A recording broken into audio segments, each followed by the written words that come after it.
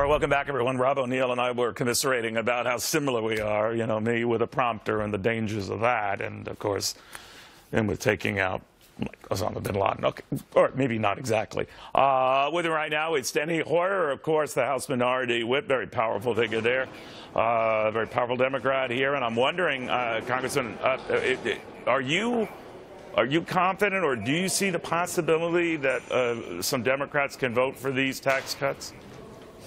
Not now, Neil. One of the groups just put out a cost analysis of the, and we just have a one-page paper. We don't have any bill. We don't have any really detailed proposal, but they estimate the cost at $6 trillion. And frankly, the White House is talking about over 10 years, and the White House, and that's $600 billion a year. And essentially what they're saying is it doesn't have to be paid for. Frankly, I think we've gotten into deep debt in our country since I came here, largely because we pay for tax cuts.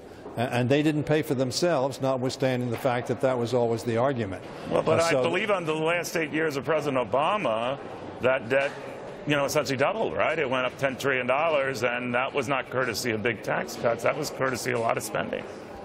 Yes, getting us out of a very deep, deep recession, the deepest you and I have experienced in this country as a result of people saying in 2001 and 2003, boy, if you pass these tax cuts, the economy is just going to boom and everything's going to be wonderful. We're going to create all kinds of jobs. And very frankly, the debt was increased by 87% under George Bush. And we were in the deepest recession that we've seen. I understand your concern about the debt, and given your history and the time there, it just seems odd when I hear Democrats talking, you know, Congressman, about this alarming concern with the debt when I didn't hear it over 8 years, you know? You've heard that from me for a long time, Neil, I think, if you're going to be honest.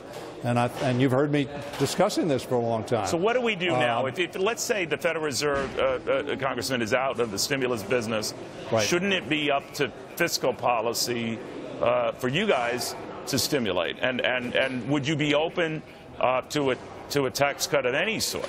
Sure. I think we certainly need tax reform. I think everybody agrees, and everybody, I think, agrees. Obama suggested that we bring the corporate tax rate down.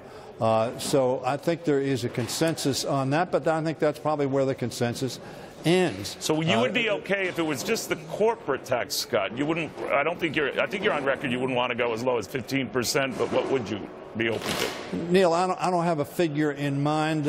We talked the high 20s or middle 20s. Maybe that's the right number. I don't want to commit to a number at this point in time. But you asked me the question you asked.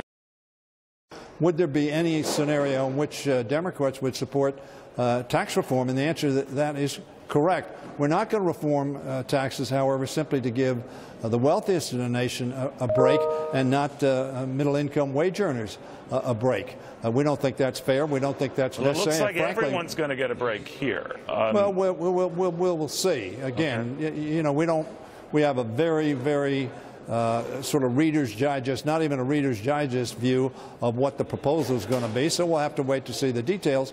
But the back of the envelope estimate is it's going to be very, very costly, $6 trillion. I'm one, for my own party and for the other party, I've said we need to pay for tax cuts.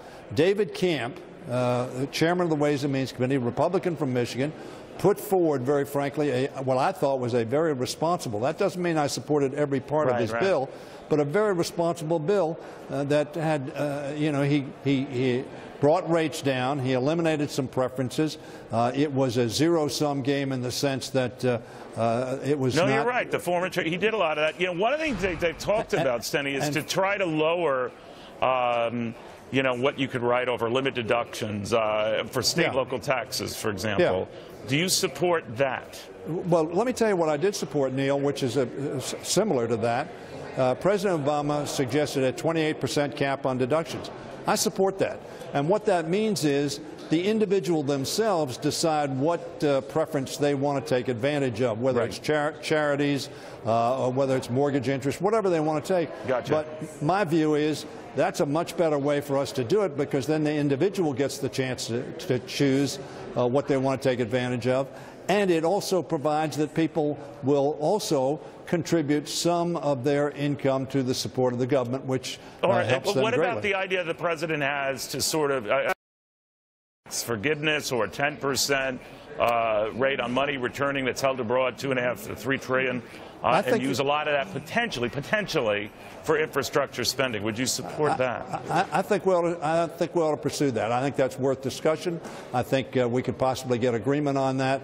Obviously, repatriating whether it's $2 trillion, $3 trillion, whatever is held overseas. First of all, companies would like to repatriate that. They're not going to do it at present rates.